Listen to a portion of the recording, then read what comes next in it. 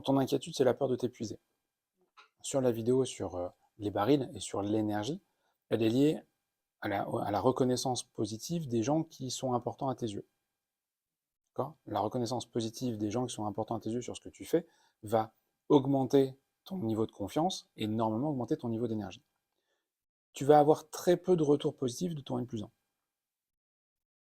Quoi que tu fasses, soit c'est bien et tu n'auras pas de retour, soit c'est mal et peut-être que tu auras un retour mais pas celui que tu veux. Dans une situation comme celle-là, il ne faut pas hésiter, et c'est vraiment aussi pour ça que je défends tout ça, aller chercher la reconnaissance positive de tes équipes. Si tes collègues savent, connaissent le personnage, connaissent la situation, de dire que tu vas mettre des règles en place, que tu vas faire un fonctionnement, que tu vas faire toi ta part de job pour qu'ils fassent la sienne afin qu'eux fassent la leur, bref, tu vas les aider non pas en venant dans la connaissance technique et dépanner au quotidien, mais en participant à créer un meilleur environnement, il faut qu'ils soient au courant de ce que tu fais pour eux. Parce que s'ils voient ce que tu fais et qu'ils voient les résultats, que eux te disent merci, on sait que c'est dur, c'est cool, continue comme ça, tu vas récupérer de l'énergie dont tu as besoin. Si tu n'as pas l'énergie qui vient d'en haut et qu'en bas, les gars ils râlent parce que tu pousses très fort sur des trucs qu'ils ne veulent pas, ben oui, tu vas t'épuiser. Tu ne peux pas être entre le marteau et l'enclume tout le temps. Donc si ça ne vient pas d'en haut, allez chercher la reconnaissance de ceux qui sont prêts à vous la donner, de votre équipe. Et la solitude du manager ou du chef d'entreprise, elle se combat aussi par ça. Je ne peux pas tout dire à mes équipes dans l'entreprise, mais si j'ai identifié une ou deux personnes de confiance, moi j'invite toujours les chefs d'entreprise à avoir leur garde rapprochée. S'ils ne peuvent pas partager avec leur DAF, avec leur directeur de prod, enfin, à moins avec deux, trois personnes dans l'entreprise et ils doivent tout garder sur les difficultés, ils s'épuisent, ils deviennent fous.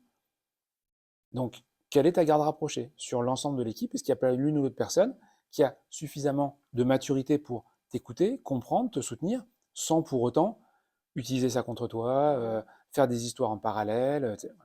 Mais c'est important d'avoir ça. On ne peut pas être seul. On n'est pas fait pour être seul. Donc seul contre tous, tu n'y arriveras pas. Par contre, toi, faire de lance de ton équipe qui te soutient et t'encourage, tu peux être en énergie illimitée. Parce que lui va pas bloquer, va pas se braquer. Il veut pas faire, il va laisser faire. Donc prends ton énergie là où elle viendra. Donc soit le N+2, mais comme ta préoccupation, c'est que le N+2 mette la pression sur le N+1, c'est limite toi qui dois lui apporter du retour positif en disant j'ai vu que tu avais parlé de ça, j'ai vu un changement dessus, je pense que c'est suite à ton intervention. Merci, continue. Parce qu'encore une fois, c'est l'encouragement que tu vas donner qui va lui donner envie à ton N+2 de continuer son action sur le N+1. Là, on est dans l'application pratique du management à 360. Mais toi, tu ne vas pas avoir beaucoup d'impact sur le N+1, tu peux l'avoir sur le N+2. Tu as une vraie mise en place, une structuration, on s'organise comment on fait. C'est tes encouragements qui font qu'il continuera à faire ce qu'il faut pour changer le N+1. Et il aura plus d'impact que toi. C'est pour ça que tu dois. Si c'est des pépites et que tu veux que les pépites grandissent, si on part sur le principe que ce sont des pépites, c'est qu'ils ont quelque chose qu'ils savent faire. Donc il faut leur laisser faire. Et si tu leur dis quoi faire, comment faire, tu vas éteindre ta pépite. Si tu la challenges, si tu la bouscules, si tu donnes des pistes, tu te mets plus dans le sélectionneur, la compétence particulière du sélectionneur, c'est de prendre des gens à qui il ne doit rien apprendre en théorie. Les sélectionneurs d'équipe de France, de quel que soit le sport, tu es allé chercher les meilleurs. Tu n'as rien à leur apprendre. Par contre, ta préoccupation, c'est comment je les mets en chef d'orchestre, comment je les fais jouer ensemble, comment je les amène à travailler ensemble. Mais ce n'est pas sur ma technicité. Donc il faut que tu passes sur le cran sélectionneur. Aimé Jacquet, Les yeux dans les bleus, c'est le reportage qui a été fait en 98, donc 27 ans maintenant quand même, hein, prenez ça dans les dents. Reste complètement d'actualité. Si vous avez l'occasion, s'il traîne quelque part chez vous, laissez finir les 5 jours et regardez-le. Non mais finissez les 5 jours et regardez-le. Pardon? Oui. Mais vous verrez en quoi c'est vraiment un très très bon manager et en quoi il fait très bien les choses. Et c'est surtout ça son job, c'est qu'il est avant tout manager. C'était qui c'est Barthez qui était le gardien. Et il y avait un autre gardien, Lama. Lama, c'était la référence. C'était la star. Et on ne comprenait pas. Il était sélectionné, mais il n'a pas été titularisé. Et les gens ne comprenaient pas pourquoi. Et en fait, Lama était un des premiers à avoir. Il avait une sorte de newsletter qui distribuait. Et Aimé Jacquet avait voulu, en se mettant, en isolant l'équipe, protéger l'équipe de la pression des médias. Évidemment, hein, l'équipe de France, favorite, machin, chez nous, les médias allaient leur mettre une telle pression qu'il a dit non, la pression, ça va juste leur casser les pattes, donc moi, je veux pas. Donc vous coupez vos relations avec l'extérieur. Il y avait un minimum pour la famille, mais pas d'infos, voilà. Et Lama, il a dit, bah non, moi non. J'ai des gens qui me payent, parce que les gens payaient cette newsletter, les gens me payent pour avoir des infos de moi tous les jours, ou tous les 2 jours, je sais plus. Donc je peux pas couper ça. Et il lui dit, si, c'est la règle pour tout le monde. Non, bah tu joues pas. Ce que je veux dire, c'est que Lama était la référence, était vraiment le titulaire, tout le monde l'attendait là-dessus. Et parce qu'il n'a pas respecté la règle, il a pris le risque de dire, ben, pour protéger l'équipe, pour protéger le reste de l'équipe, pour être respecté, je mets en avant ceux qui jouent le jeu. Et on se retrouve avec Barthez à ce moment-là. Il a fait ça pour d'autres au fur et à mesure. Voilà mes règles, vous les acceptez pas, ben vous venez pas, c'est pas grave. Et je ferai avec. Et je trouve l'exemple extraordinaire. Et on voit ce qu'il a fait derrière, on voit comment il a bossé. On voit comment d'autres ont essayé, alors plus ou moins, parce que ben, derrière, il y a eu des années très très compliquées, avec des gens qui ont fait quoi? Ben, ils ont pris les stars, ils ont pris ceux qui sur le papier étaient... les mecs, ils sortent pas du bus, comment tu peux oser faire ça, quoi? Comment tu peux oser faire ça? C'est quoi l'attitude? Là, on a bien la différence entre la compétence et l'attitude. On a des mecs qui ont la bonne attitude et un minimum de compétences, hein, ils gagnent la Coupe du Monde. Et puis de l'autre côté, on a des mecs avec des vraies compétences, mais une attitude déplorable, dégueulasse. Et on voit ce que ça donne derrière. C'est une catastrophe, c'était une honte. Donc ça, c'est des vrais exemples de la différence compétence et attitude. Et en quoi le manager doit chercher d'abord des gens avec l'attitude, développer l'attitude, la compétence suivra. Rarement le contraire. Et puis, comme pour beaucoup de choses, je le vois beaucoup pour les réseaux sociaux, il dit si vous voulez lancer un podcast, si vous voulez faire une chaîne sur un réseau, quel que soit le thème, choisissez quelque chose où vous allez durer dans le temps. Et pour que ça dure dans le temps, il faut que ça soit naturel. Sinon, si tu fais un effort, c'est la différence entre la volonté et la motivation. La volonté, c'est que tu fais un effort conscient. La motivation, tu fais quelque chose sans effort, en fait. Donc, il faut avoir ce côté naturel, et c'est pour ça qu'il faut rester aligné sur ce qu'on est, sur ce qu'on pense. Il faut trouver son mode de management, parce qu'une fois qu'on le met en place, qu'il soit bon, très bon, excellent ou moyen, il s'améliorera parce que tu vas rester sur son cap. Je crois qu'il n'y a rien de pire que le manager qui change d'humeur, change d'avis en fonction des semaines. Et en fonction des bouquins qu'il a lus peut-être sur le sujet. Et que toi, tu fais, wow, c'est quoi ça? Et tu perds en crédibilité. À l'inverse, quand tu sais comment il fonctionne, tu aimes pas, mais au moins, c'est carré, c'est référent. Je sais que quand je fais ça, il aime bien. Quand je fais pas ça, il aime pas. Pas de surprise. Donc, très important d'avoir un cap, d'avoir une manière de faire. Tout à fait. Sur le côté positif, qu'est-ce que vous pensez d'un coach d'équipe qui, à la moitié du match, commence à croire que de toute façon, on ne gagnera pas?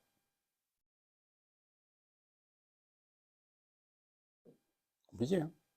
Donc, positif, c'est vraiment pas un défaut. Les gens vont dire, oui, mais toi, tu vois toujours les choses en positif, tu vois toujours les choses en rose. Pose la question. À votre avis, il se passe quoi le jour où je vois les choses en noir? Ils vont dire, oh, bah là, là, on est dans la merde. Donc, on n'y est pas. Donc, bougez-vous les fesses. C'est vraiment aussi simple. Et parce que, justement, je l'ai appliqué aussi. Si le manager n'y croit pas, vous irez nulle part. Si en plus, vous êtes transparent avec votre équipe, vous faites tout ce qu'on a dit, l'équipe va le sentir, si vous n'êtes pas aligné ou autre. Tant que vous y croyez et que c'est sincère, on te suit. Parce qu'au contraire, de toute façon, qui est-ce qu'on veut suivre? Celui qui y croit plus ou celui qui y croit encore? Vous voudrez toujours suivre celui qui y croit encore. Donc, il vaut mieux être dans le trop optimiste que le pessimisme mal placé. Pour un manager, c'est compliqué. Donc, c'est une vraie qualité. Quand il y a un doute, il n'y a pas de doute. Ça, c'est une vraie expression. Surtout pour les femmes. Hein. Je me tourne vers les mecs. C'est plus juste avec les femmes qu'avec les hommes. Hein. Méfiez-vous. Euh, tu as dit, je vais écouter l'avis de l'un, je vais écouter l'avis de l'autre, et pourtant, je vais pas, c'est pas vers quoi je veux aller. Si c'est le cas, et que tu n'arrives pas à savoir pourquoi, c'est que tu t'es pas assez écouté en fait. Si tu as un côté où tu dis, lui il a raison, j'entends, lui il a raison, j'entends, mais, écoute ton mais, exprime ton mais, rajoute-le dans la balance, et rediscuter de l'ensemble. C'est que ça. Parce que si tu as, comme tu l'as dit, vous avez raison, c'est un vrai intérêt de douter. Euh, les plus grands scientifiques sont des gens qui doutent. Les gens qui ont des certitudes sur tout, il y en a un, c'est les religieux extrémistes. Tout est écrit, et toute religion confondue, hein, tout est écrit, je sais tout. Le religieux extrémiste, le sage, sait tout. Le scientifique doute de tout. C'est la plus grande opposition qu'il y a entre les deux. Donc douter, c'est bien, c'est ce qui permet d'aller plus loin, de creuser, de découvrir les choses.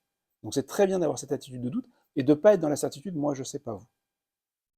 Par contre, si tu penses, tu entends des choses et qu'il reste un doute, c'est que tu t'es toi probablement pas assez écouté pour trop écouter les autres.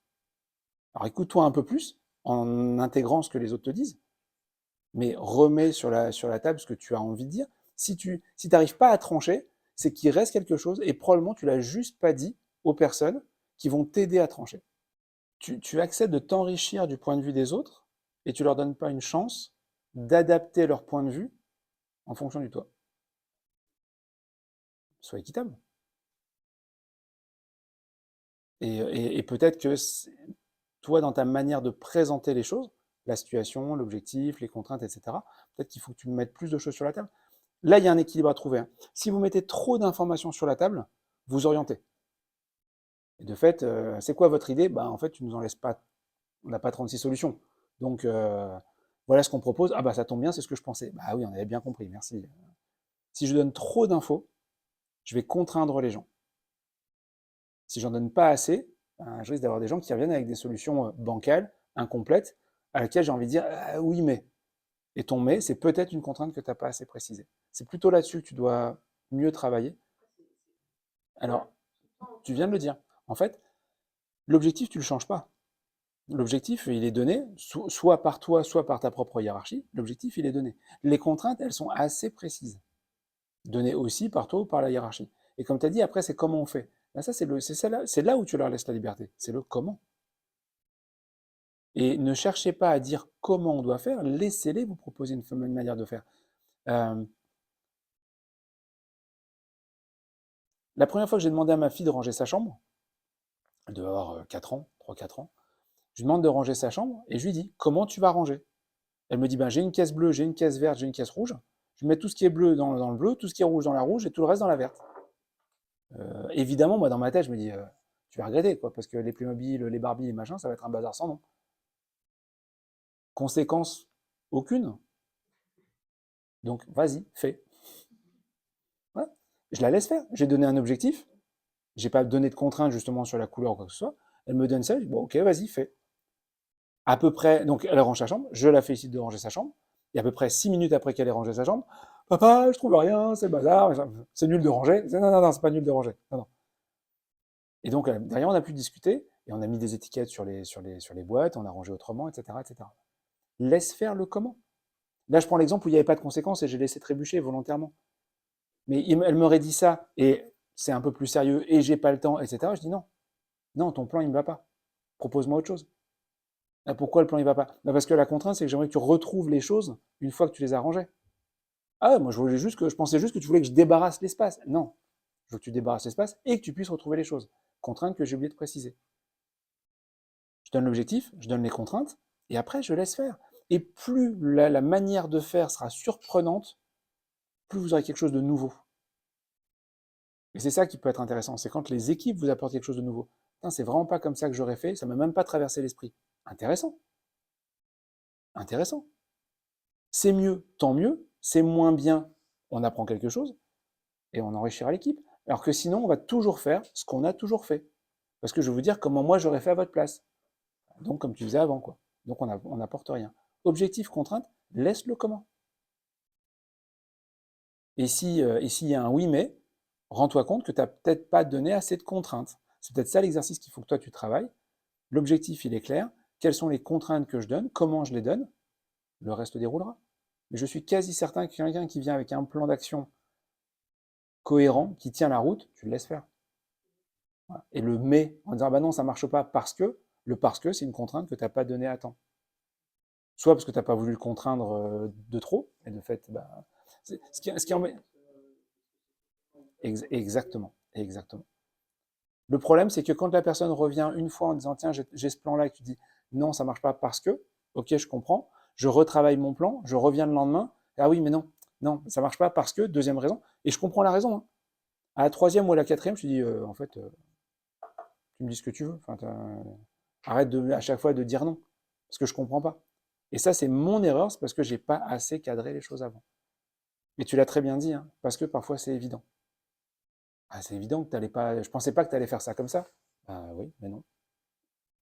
Donc si le résultat n'est pas à la hauteur de ce qu'on attend, qu'est-ce qu'on a raté avant?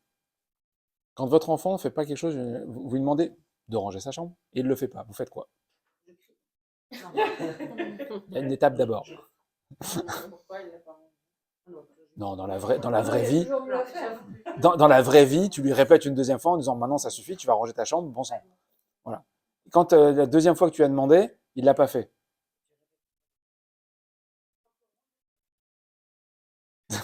Et à la troisième, tu changes d'attitude, parce que tu vois bien que sinon tu vas répéter 18 fois, il ne se passera rien. Donc à la troisième, tu passes à la menace, tu passes sur un autre plan, enfin tu fais quelque chose de différent. Est-ce qu'au moins tu l'as déjà fait? Non, non. Ce que je, bah, avant de venir dans une menace, non, mais avant de venir dans une menace administrative, non, justement, moi je suis pour la frontale. Avant de venir dans une menace administrative, de dire ouais, c'est comme ça, tu vas avoir un avertissement, je préviens la RH, machin, etc. Tu vas pas virer quelqu'un parce qu'il n'a pas fait un truc que tu as demandé, il faut arrêter. Voilà. Par contre, tu lui demandes une fois, en réunion, tout le monde dit oui, et puis la personne ne fait pas une fois. Première chose, c'est d'aller le voir tout de suite pour dire attends, pourquoi tu l'as pas fait? Ah ben j'avais pas le temps, machin, j'ai certainement une bonne raison, hein. Une bonne excuse, n'importe.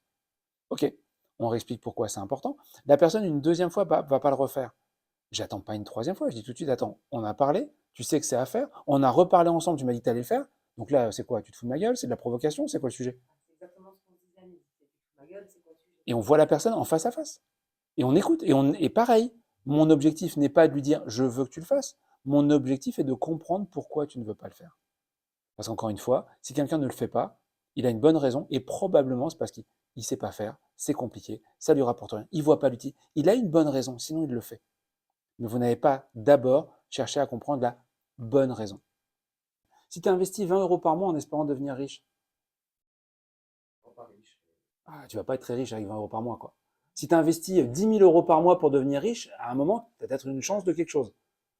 Qu'est-ce que tu veux que les choses changent si tu investis le temps dont tu disposes, qui te reste à la fin, éventuellement peut-être une semaine sur deux? C'est pas de l'investissement. Tu fais pas ce qu'il faut, donc tu n'auras pas le résultat que tu attends. C'est clairement lié. On l'a bien dit, hein. On ne parle pas de ce qui est facile, on parle de ce qu'il faut faire. Et on fait des choses parce qu'elles sont nécessaires, pas parce qu'elles sont faciles. Sinon, ça ne marche pas. Pourquoi? Qu'est-ce que tu vas faire? Comment tu t'y engages? Et le coup d'après, tu as des comptes à me rendre, mais non pas sur ce que je t'ai demandé, sur ce sur quoi tu t'es toi-même engagé. C'est ça qui change tout. C'est ça qui change tout. Moi, si je demande à quelqu'un comment tu vas t'y prendre, la personne me dit voilà comment je vais faire, je prends note et je vais contrôler qu'au moins tu as fait ce que tu avais dit. La différence, c'est que si tu as fait ce que tu avais dit et que le résultat n'est pas là, je t'en veux pas, hein, je t'ai donné le feu vert, je suis co-responsable. Par contre, j'aurais bien voulu que tu viennes m'en parler avant quand tu te rends compte que ça ne marche pas. Voilà, ça peut-être que je vais te le reprocher. Mais ça n'a pas marché, je suis autant responsable que toi, je t'ai donné le feu vert. Par contre, maintenant que tu sais que ça n'a pas marché et que tu es responsable de cette mission, ce client, cette personne, comment tu vas corriger ton plan pour atteindre l'objectif? Je reste avec la même chose. C'est toi qui es responsable et c'est toi qui dois atteindre l'objectif. Et je vais tout faire pour que tu y arrives. Alors peut-être, naturellement, en soulignant les progrès. Euh, le mois d'après, tu n'as toujours pas atteint l'objectif, mais il y a progrès sur la relation, sur le contact, sur ce que tu veux. On va le souligner, ça. Écoute, a priori, le plan qu'on a vu ensemble, encore une fois, je suis co-responsable, il est mieux celui-là, mais c'est pas encore ça. Qu'est-ce qu'on doit encore faire? Soit la personne est compétente, elle dit écoute, j'ai réfléchi, j'ai questionné des clients, j'ai vu avec d'autres caisses, on peut faire ça, on peut faire ça, on peut faire ça, il y a des solutions. Super, vas-y, continue, avance. La personne n'a pas d'idée, a aucune option. Là, oui, à un moment, je l'écoute, je vais filer un coup de main. Et là, je vais peut-être me renseigner, peut-être monter au siège, téléphoner à un autre dirigeant, savoir qu'est-ce qu'il a comme option, et puis apporter l'input supplémentaire, l'ingrédient qui manque. Mais je vais chercher, la seule option qui reste à la fin, c'est le succès. Je vais tout faire pour. Ce qui fait que la personne réussit, la personne grandit, tout le monde est content. Moi, j'ai mes résultats, la personne a grandi, j'ai un collaborateur qui a progressé, tout le monde est content. Quand j'ai fait tout ce qu'il fallait pour et que la personne n'y arrive pas, il y a des chances qu'elle vienne me voir en disant je démissionne. Et c'est pas une mauvaise chose. Elle vient de se rendre compte qu'elle n'a pas le niveau que vous espérez qu'elle aura. Et visiblement, elle ne le souhaite pas. Je ne dis même pas qu'elle ne peut pas, elle ne le souhaite pas. La personne peut très bien dire je vois très bien où tu veux m'emmener, ça me touche. Hein. C'est une émission, tout le monde a fait sur tout le monde, je sais pas, c'est réassis, bah oui, c'était très bizarre. Ouais, c'est du non-verbal, bien sûr, c'est du non-verbal. Mais Moi, je peux pas, j'avais mal au dos, mais j'avais Tout le monde a pris du recul, en fait. Ouais, c'est pour ça. A pris appui. La démission, c'est pas quelque chose de négatif. Moi, je préfère quelqu'un qui vient démissionner proprement et qui me dit dans 3 mois, je suis parti, comment on fait pour que je transmette dans les 3 mois, etc., etc., que quelqu'un qui se met en arrêt, qui traîne, qui va vous faire la misère, qui est malheureux. C'est-à-dire qu'il y a 3 mois qui sont compliqués. Chez lui, il rentre, il n'est pas bien. Le matin, il vient au travail, il n'est pas bien. Et moi, en plus, je tire sur la corde parce que j'aimerais bien, vu qu'il va partir, vraiment qu'il fasse le maximum de choses avant qu'il parte. Bah ouais, moi, ce que je voudrais, c'est qu'il transmette un maximum de choses avant qu'il parte. Donc, si je suis dans l'exigence et que l'autre vient me voir en disant, écoute, j'y arriverai pas ou je ne souhaite pas faire l'investissement de temps, d'énergie que tu me demandes. Écoute, les choses au moins sont claires. Comment on fait? Qu'est-ce qu'on fait? Et sans ça, la rupture conventionnelle, elle est juste, elle est normale. Aujourd'hui, on demande la rupture conventionnelle dès qu'on veut se séparer. Et moi, je combats ça. La personne dit, ça me plaît pas, je veux partir, ben, tu démissionnes. Démissionne, point. Mais quand on s'en rend compte que tous les deux, on fait des efforts, que tous les deux, on n'y arrive pas, oui, on peut faire un pas des deux côtés. Et là, je trouve que la rupture conventionnelle, elle va bien. Tu as fait l'effort, tu as essayé, tu n'y arrives pas, tu t'en rends compte. Moi, je me rends compte que je vais aussi perdre de l'énergie. Arrêtons-nous là, on se serre la main et puis on se sépare en bons termes. Encore une fois, que ce soit les salariés boomerang qui reviennent, que ce soit Strasbourg, je dis toujours, hein, je ne sais pas si le monde est petit, mais Strasbourg est minuscule. On recroise les gens. On recroise les gens, que ce soit des clients, que ce soit des collaborateurs, que ce soit des patrons. À un moment ou un autre, si vous avez une carrière qui fait plus de 15-20 ans dans le même domaine, vous allez recroiser des gens. Et même si vous n'êtes pas dans le même domaine, il y a des chances que vous les recroisiez quand même. Donc on a tout intérêt à faire ça propre. Et faire ça propre, ben pareil, c'est comme un couple qui se sépare. Est-ce qu'il vaut mieux qu'à un moment on se regarde droit dans les yeux, on dit je crois qu'on s'aime plus, qu'est-ce qu'on fait? Et on met les choses en place pour se séparer proprement. Ou on attend le bout du bout qui fait qu'on ne se supporte plus et que ça se finit de manière moche, quoi. C'est exactement la même chose. Donc monter le niveau d'exigence, garder un niveau d'exigence haut, pousser les gens à grandir, amener-les à faire leur boulot avec vraiment l'idée qu'ils vont y arriver. Et encore une fois, vous aurez la bonne attitude avec tout le monde, ceux qui progressent, ceux qui font, ceux qui ont envie de faire. Vous serez équitable, égalitaire avec ceux qui ont moins envie, mais on ne les met pas de côté, on ne les oublie pas, on fait la même chose avec eux.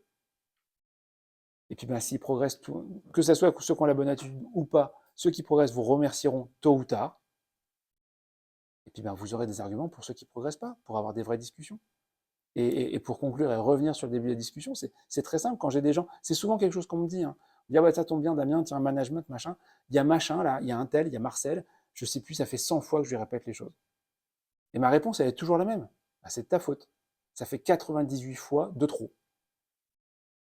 Une fois, deux fois, à la troisième, si tu ne marques pas le coup, si tu ne marques pas ton désaccord, si tu ne tapes pas sur la table, bah, c'est normal qu'il y ait une troisième, puis une quatrième, puis une cinquième. Puis à la fin, on baisse les bras. En fait, on passe la 15e. Et tu dis, ah non, je dis plus rien en fait. J'ai laissé tomber. Ah non, t'as laissé tomber. C'est-à-dire qu'il fait maintenant. Ah non, il fait toujours pas. Mais tu le payes.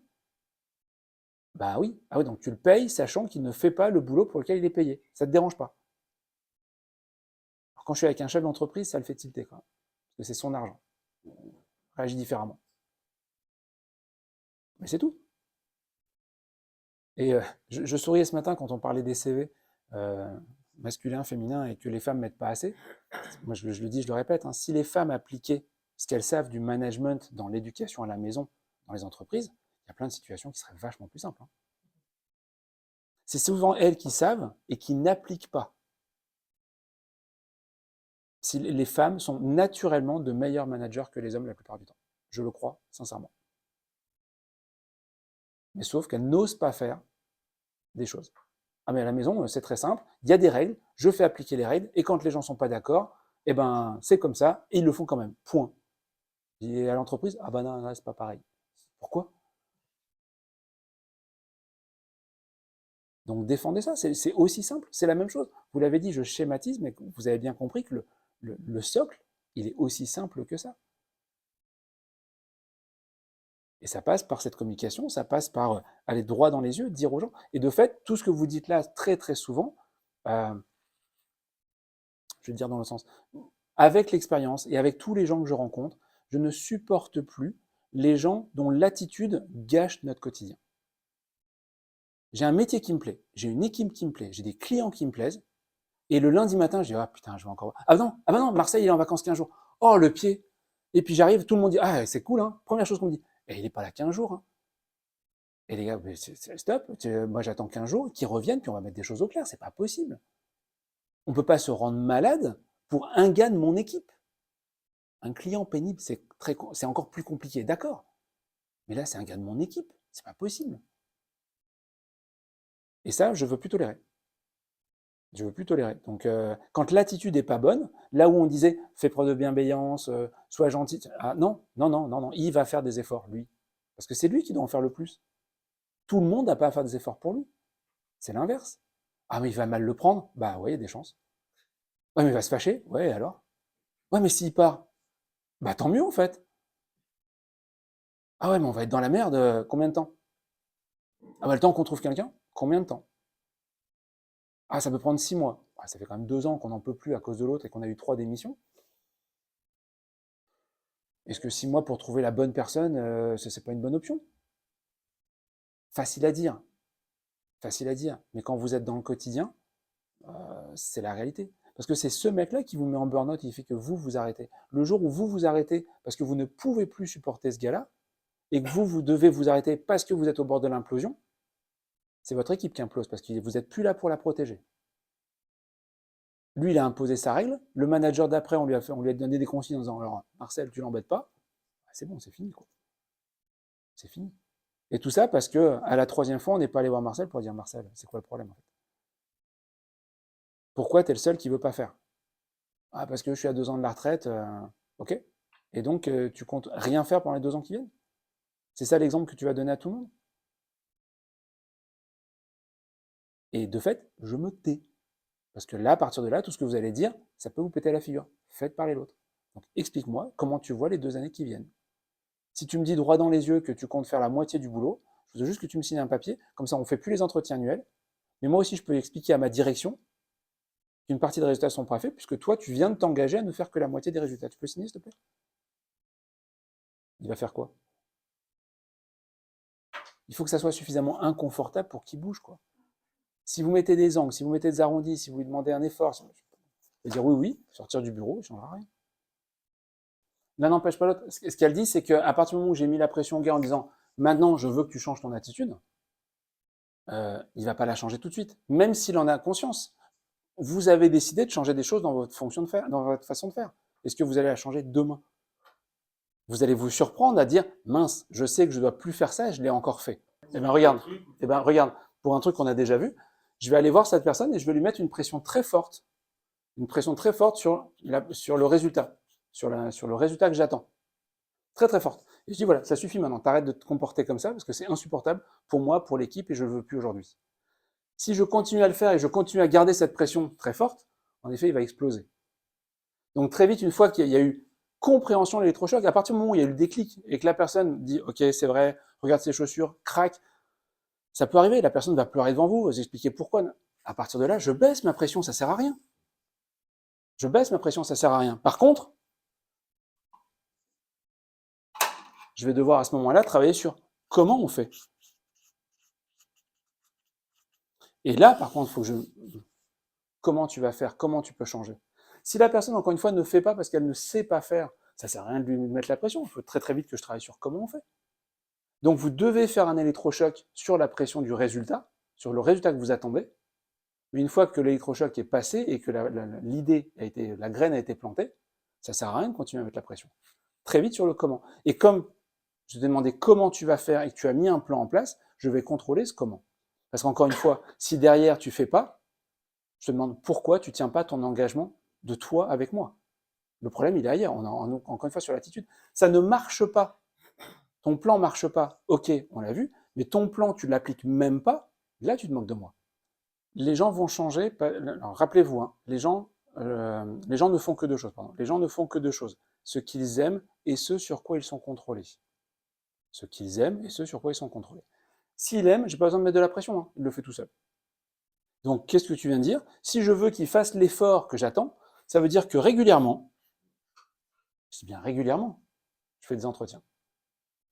Il y a 3 types, juste avoir ça en tête, mais quand je demande à quelqu'un une progression, il peut y avoir que 3 types de progression.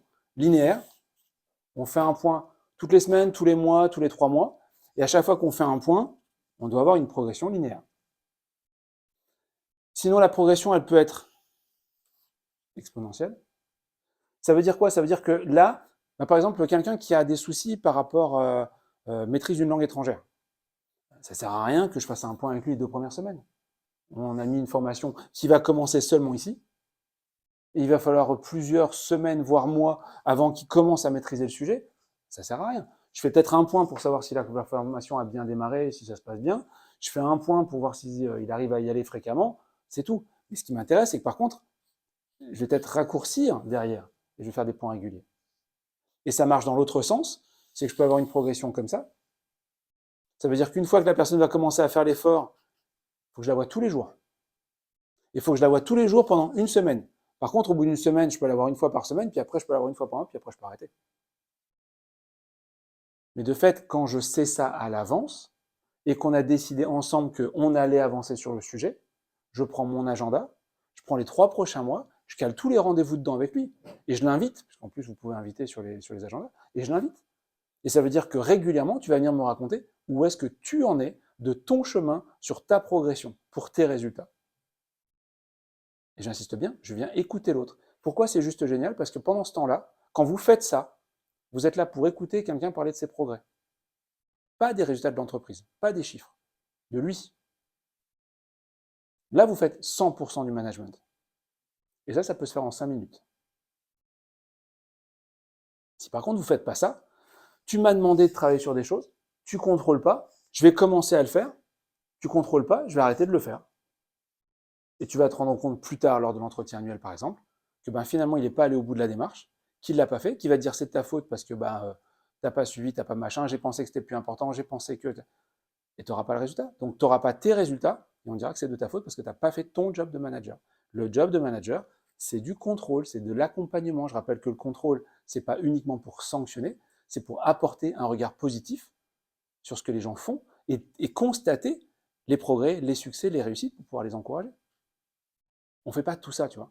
C'est ça le problème, c'est que vous avez probablement plein d'idées. Alors, vous voyez que les pièces, encore une fois, tout s'assemble, mais le problème très très souvent, c'est qu'on va faire 50, 60, 70% du travail quand on a le temps, quand on peut, quand on n'est pas fatigué, quand on n'est pas machin. Mais si vous ne faites pas 100% de tout ce qui est à faire, vous allez faire un flop. Je vais investir de l'énergie, je vais préparer mon entretien, je vais me prendre la tête avec Marcel, on va mettre les choses à plat, Marcel comprend, j'arrive à le faire bosser pendant une semaine, 10 jours, ça commence à se lancer, je fatigue, et puis là j'arrête parce que j'ai pas assez programmé, j'ai pas assez suivi, et puis je me rends compte 3 mois après, et on va me dire alors Marcel, c'est parce quoi? Écoute, c'était bien parti, puis tu te doutes bien, hein, c'est revenu comme avant. En fait, c'est pas revenu comme avant parce que Marcel est un imbécile. C'est revenu comme avant parce que toi, tu n'as pas managé Marcel jusqu'au bout. Et si tu fais pas ce qu'il faut, tu n'as pas le résultat que tu veux. Donc tu vas dépenser de l'énergie et à un moment, tu vas t'épuiser, ce qu'on disait tout à l'heure, si tu n'as pas le résultat. Je veux économiser. Encore une fois, hein, cette différence entre économiser et investir, elle est vachement importante. Si j'économise un peu d'argent, ce que je peux, parce que j'ai pas beaucoup de moyens, donc j'économise ce que je peux, tu vas attendre longtemps et tu pourras jamais te payer la voiture que tu veux. Si tu veux vraiment te payer une voiture, tu as fait tes calculs, tu t'es organisé, tu as dit j'arrête l'abonnement à Netflix, j'enlève l'abonnement au ciné, et puis je vais faire des pompes chez moi, j'arrête l'abonnement à la salle. Par contre, tout ça, je l'investis. Et normalement, dans X temps que j'ai compté, calculé, j'ai mon retour sur investissement. Et tu peux compter les jours, tu fais, et là ça marche. Si on essaye de faire avec ce qu'on a facile sous la main, etc., vous allez faire ce que font souvent malheureusement tous vos managers, c'est-à-dire pas votre job. Ils vont passer en priorité les demandes de la direction, de la hiérarchie, les rapports. Mais à quel moment tu as fait grandir les gens pour qu'ils soient capables de te produire tout ça? Ah non, j'ai pas le temps, tu te rends compte, moi il faut que je fasse tout ça parce qu'ils sont pas assez bons. Cercle vicieux. Hein. Ils sont pas bons, donc je fais. Si je fais, ils n'ont pas de raison de faire, donc je m'en sors pas. Votre priorité, c'est de faire grandir les gens. Et donc il y a un input initial dans lequel je dois d'abord investir pour ensuite pouvoir me reposer sur l'équipe.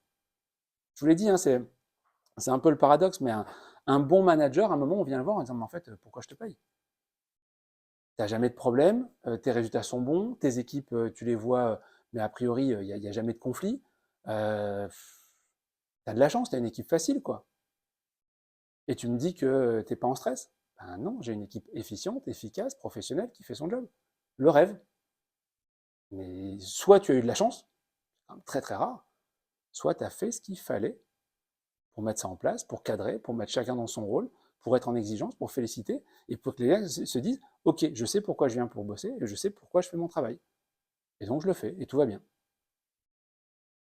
Mais on va plutôt te féliciter quand les résultats sont pas bons, que tu mets des coups de fouet à tout le monde, et qu'après ils sont moins mauvais, donc il y a progrès, donc on va dire que tu es un bon manager. Non. Et ça veut dire aussi que quand vous comprenez ça, il va falloir à un moment aussi, peut-être, tendre la perche à votre manager pour dire, rends-toi compte du management que je fais. Rends-toi compte des résultats. Un manager comme le tien, si tu ne l'aides pas à se rendre compte, il va dire, ben, je ne peux pas te féliciter, tu n'es pas un bon manager. Pourquoi? Tu n'es pas la première arrivée, la dernière partie. Parce que samedi, il aurait fallu une personne de plus et tu n'es pas venu. Donc, tu n'es pas un bon manager. C'est pas ça être un bon manager. Oui, mais samedi, au final, ils s'en sont sortis. Oui, oui, ben, par chance. Ben, par chance de quoi? J'ai demandé à l'équipe m'a dit, écoute, non, c'est pas la peine, on va s'en sortir. Normalement, samedi, il y a moins de monde parce qu'en plus, c'est un pont, c'est un machin.